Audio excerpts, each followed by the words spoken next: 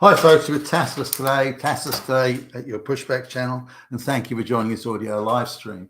Please listen to this presentation as you would a radio broadcast.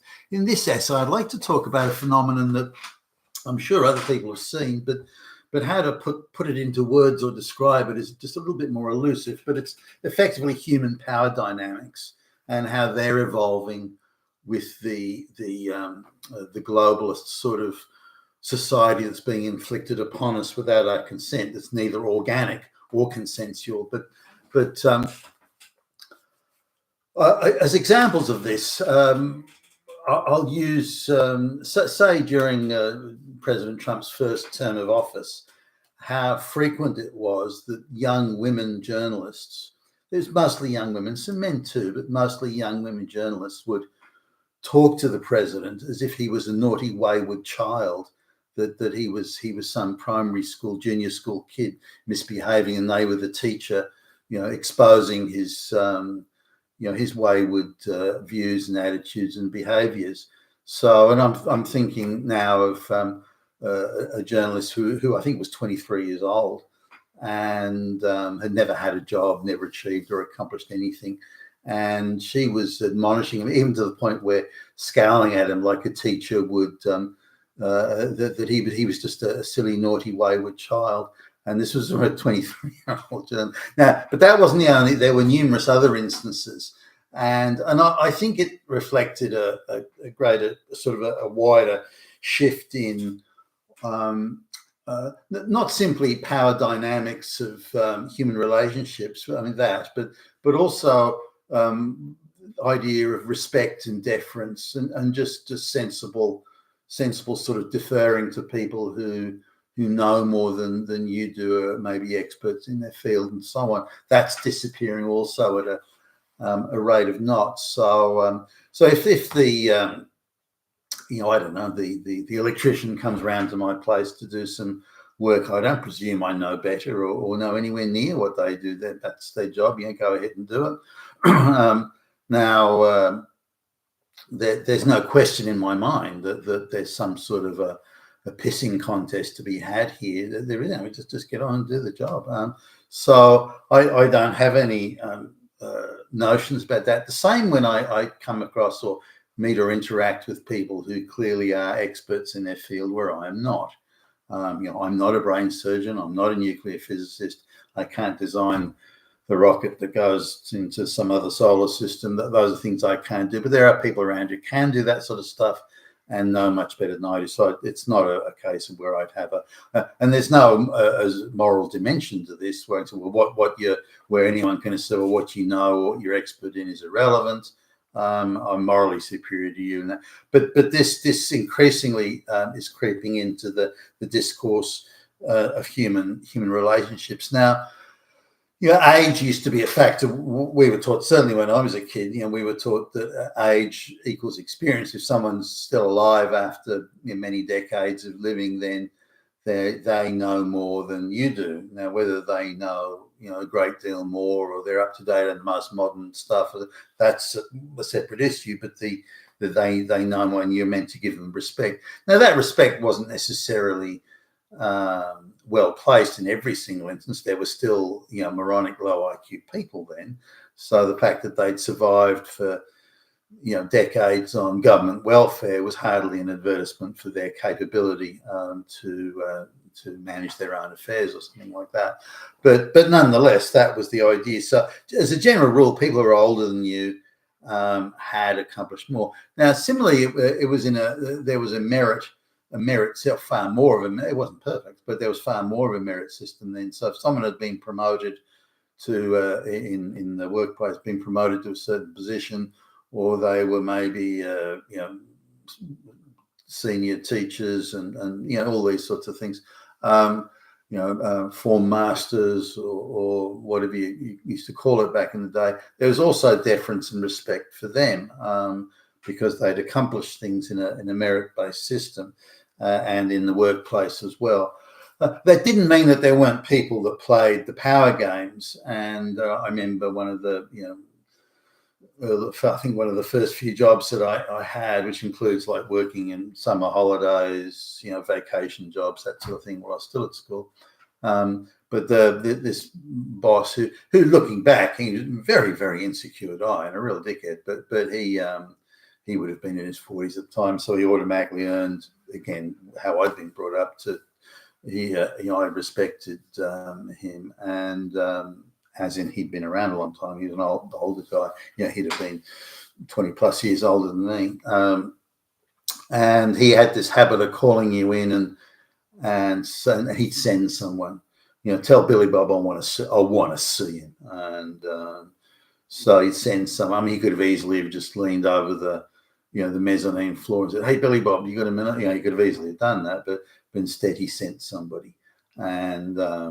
And then that person sort of had to hold you almost as a hostage and take you along, and whoa, I must have done something really bad. And when you're sort of a school kid, you tend to, what have I done? And so I'd say, go to the office and say, you wanted to see me, Mr. Smith, and he just point to it, the chair on the other side of the desk. You just point to it, and that meant you had to sit down. And he sit there and he pretends he's busy doing paperwork, and he'll damn well, you're less important than what he's doing, and he'll damn well get to you when he's damn well ready, that type of thing. And you sit there sort of shivering and say, "Oh no, what have I done?" And classic sort of school kid thing. But this was also a play that, so that by the time, and then he'd look up at you with a "you're guilty as fuck" type look, and they'll be, "Oh no." I remember as a kid being sort of close to terrified of this, and then he'd say, "Well, I heard that you went to lunch 3 seconds early before your time. What have you got to say about that?" And the whole thing was a non-event. He just liked doing that, and he got off on the power of it, and he liked to slapping you around and making sure you knew who was boss. And if you're out in sort of a wolf pack or some animal pack, you'd get bitten on the ass by the lead animal or something, just to make sure you knew your place and you're being put in your place. And why someone of that age would need to do it to 15-year-old kids is another matter. But anyway, so those sort of things have been going on throughout time, and this guy, whether or not the guy's doing, whether or not he'd earned his place in there, I think he probably had given the merit at the time, but he was banished to a sort of an outer suburban office thing and felt that he'd been passed over, so he needed to just reaffirm his toughness, and he did that by scaring the wits out of young kids. But more importantly, I'm talking about the situation today, how it's changed now. More and more, certainly as again in the business I have a share in, more and more I come across people. It's now so rare, even for when it's white people. It's so rare to find people who have been appointed on merit, on any sort of merit. And whenever I find people are particularly good at their jobs, as in competent, technically competent, and know what they're doing, I find that they get fired these days. That they're not lasting long, because the prevailing wisdom is that the way it works is that somebody who's good at their job and performs well and does work to a high standard, they make the affirmative action DEI highs around them feel bad, because this guy's so good. The guys who are that good and have achieved meritoriously and accomplishments and so on, built their career on achievements and accomplishments, they're invariably white. So straight white men don't seem to last very long. And now I take it as just a fact of life that every time I see a competent straight white man in a job, even anything above floor sweeping, pretty much, but particularly in more senior levels of management, they seem to be out of work, fired pretty quickly. And so I go back a few months later, where's Jimmy Jack? I had to go white. Look, he was. He just kind of wasn't really fitting in. Oh, was he arriving late? Was he appearing drunk at work, or was he grabbing the ass of the women, or something? What was he doing? No, he did a really good job. No, he behaved impeccably. no complaints at all. He just, he just didn't kind of fit in with the DEI affirmative action sort of thing we've got going here. So we had to get rid of him. even senior management are increasingly, if they are white, are increasingly being appointed by the financial, the BlackRock type sort of people, the financial firms. So they're putting stooge flunkies into CEO roles and C-level executives.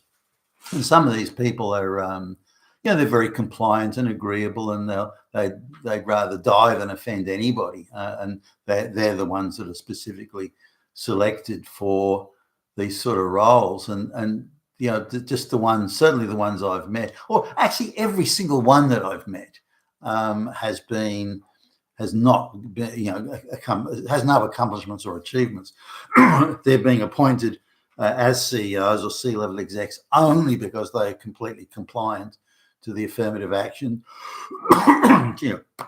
diversity, equity, inclusion agenda. That's all. That's the only reason they're being put there, not because they've got. And the financial men behind the curtain, behind the scenes, are just running the business by the numbers, straight numbers, and not by any understanding of the industry or what's going on.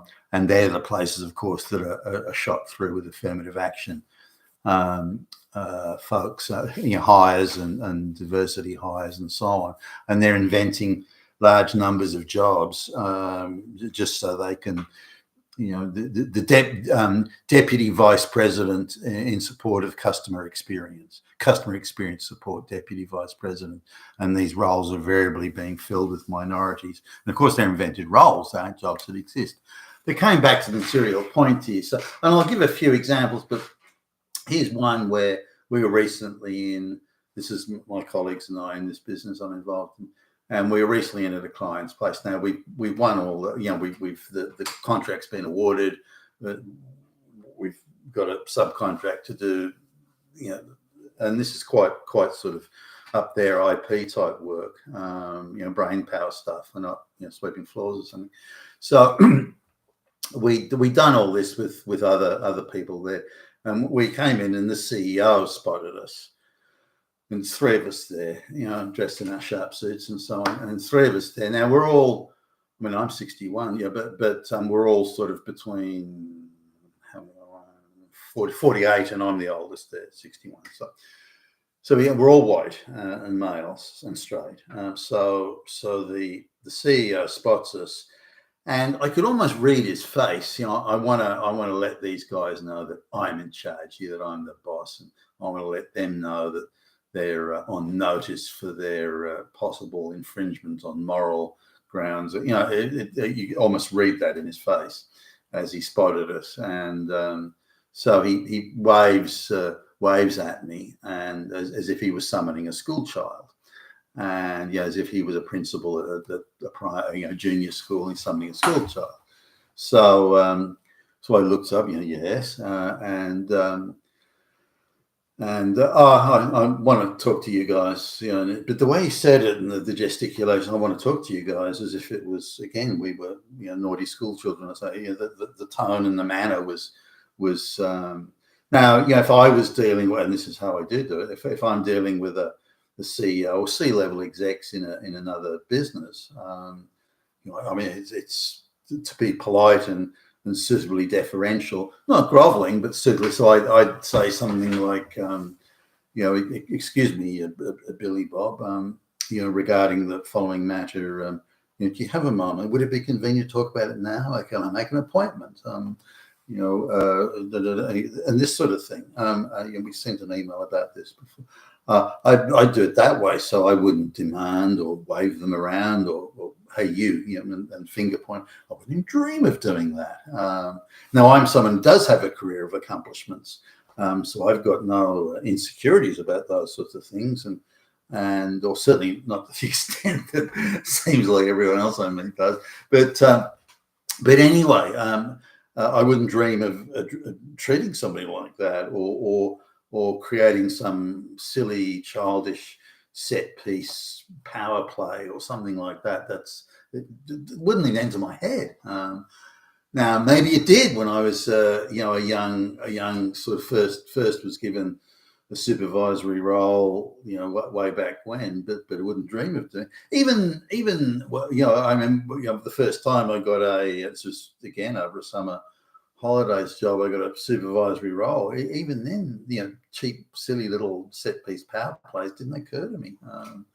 But it does to some people, and it's pretty much everywhere now on a moral plane, or a presumed moral plane.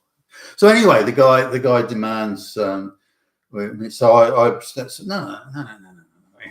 I didn't say this, but I'm thinking, we're not little flunkies for you to wave your hand around. We're not school kids. Don't fucking talk to us like that. I didn't say that. I'm thinking it.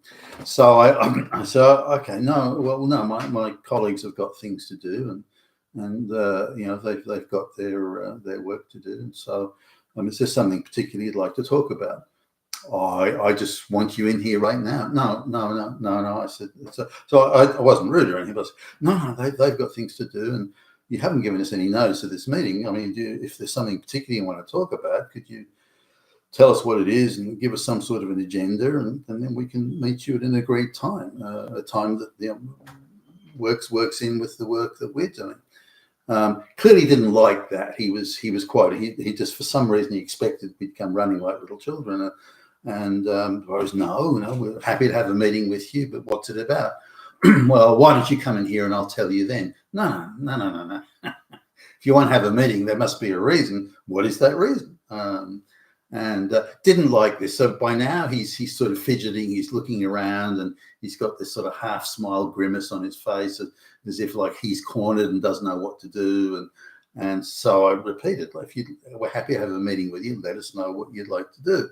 So we'd like to talk about it. But my colleagues are busy doing things, and we've discussed it. And if you want to have a meeting, then we can do it tomorrow or another day. So if you want a meeting now, I'll sit down with you. And so again, he's looking, the caged animal look, and so, all right then. And then he just points into his office door, doesn't say anything. And you can tell by his heavy breathing that he's really sort of been, but why go down this path in the first place? Why not just say, okay, that's fair enough. You guys are busy. I mean, we're paying you, for goodness sakes, as in the company. We subcontracted you to do this work, or contracted you to do this work. So, okay, well, I'll get an email off to you, and yeah, sure, we can. I mean, that would be the obvious response, but instead, no, he's hanging on. He's gone in for the power play, and he's not going to let it go. So, so I go in, and he tries to do, sit down, shut the door. No. I'd like to leave the door open, please. Again, that seems to throw him. He's using these attempts at power plays, and so he sits. So he tries to sit back in his chair and sort of looks at looks at his nails and make sure his fingernails. Then he looks at the ceiling, and he said. And so Billy Bob, yeah, look, where do you want to be in 5 years' time? And so the only method of interaction, power interaction that he understands, which he tries to sort of impose onto the situation, is as if he's interviewing some sort of junior trainee for a job. So I looked at him, where do you want to be in 5 years' time? I mean, are you serious? So I came back to, look, buddy, what do you want to talk about? Can we come back to that? Yeah, look, so where did you go to school? And that was it. And so in order to impose his power play on it, he had to sort of try and say, well, why don't you pretend that you're somebody who's just left college and you're applying for the job, and I'm applying for a job or a position, and I'm interviewing you. Why don't we play that game?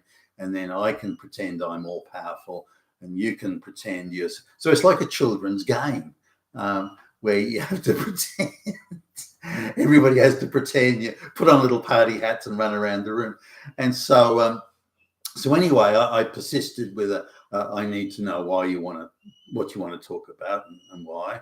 And can we please go that? But that outrage, that began to sort of outrage him. That no, play this little childish game. I want to play little childish games, where he imagines that he's some schoolmaster.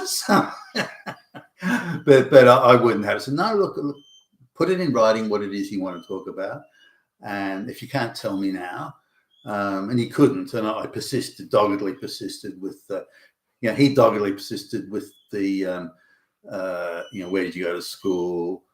So, what did you study at university? Or, he wanted to go through, kept on going through that sort of direction. And I asked the questions around here and so on. So, I reckon he could interchange himself with AOC or one of those political frauds that we see all over the world today. But that's not a unique experience. Now, this is increasingly how it works, and increasingly how people at all levels, but particularly senior management, how because so few of them now get their jobs on any sort of merit. They're either gifted juicy government contracts, or they're parachuted in by the big financial firms, or the NGOs parachuting people on the basis that they're political fanatics, or something. Anything other than merit is deciding how people are getting into these roles. Again, I come back to AOC and that sort of stuff in the US. Or the many examples, in the United Kingdom. I look at Angela Rayner and those sort of people, Keir Starmer, for goodness sakes.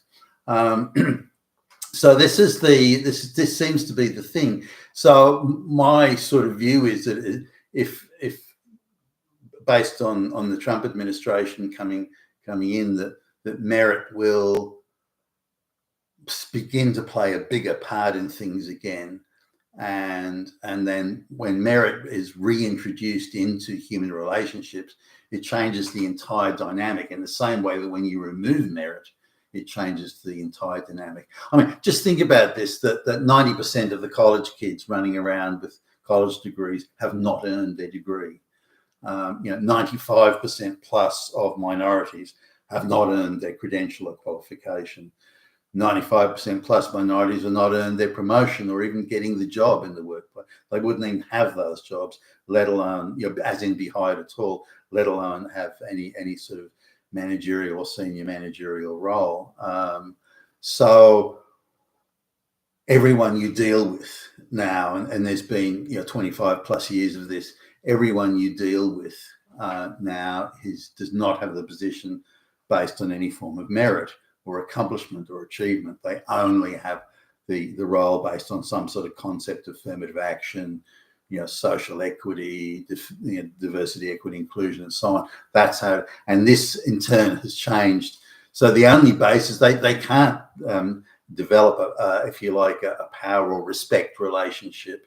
They can't do that based on accomplishment and achievement, because they have no accomplishments and achievements. So they have to, the only place they can go is the only point of reference they have, which is the teacher-student relationship. And that's all the moral, I'm morally superior to you, therefore I can talk to you as if you're a child, in the same way that those reporters did to President Trump. So as merit comes back into human relationships, work relationships, relationships in school and academia, science, as that comes back in, hopefully it will with the new Trump administration, then we will see in turn a development and a new dynamic or a reoccurring dynamic of relationships based on the respect that comes from respecting accomplishment and achievement. For example, if someone who had a PhD came along, like say in the workplace, a PhD came along, we're in awe of such a person because they had accomplished things that some very few people could or did accomplish. But given the affirmative action view that if you give everyone a PhD, then we're all equal. Now I assume somebody with a PhD is a moron. So that, again, when merit comes into the equation, the very nature and structure of respect, deference, and so on changes, and also people. I extend respect to people not based on whether I like them or not, or whether they, the color of their skin or something, or their so-called moral position on the social power totem pole. It's irrelevant to me. What are their accomplishments? What are their capabilities? And increasingly, that's not a point of reference for human interactions, and we can only hope that it will be once again. You've been with Tassos today, your Pushback channel. Thank you for listening.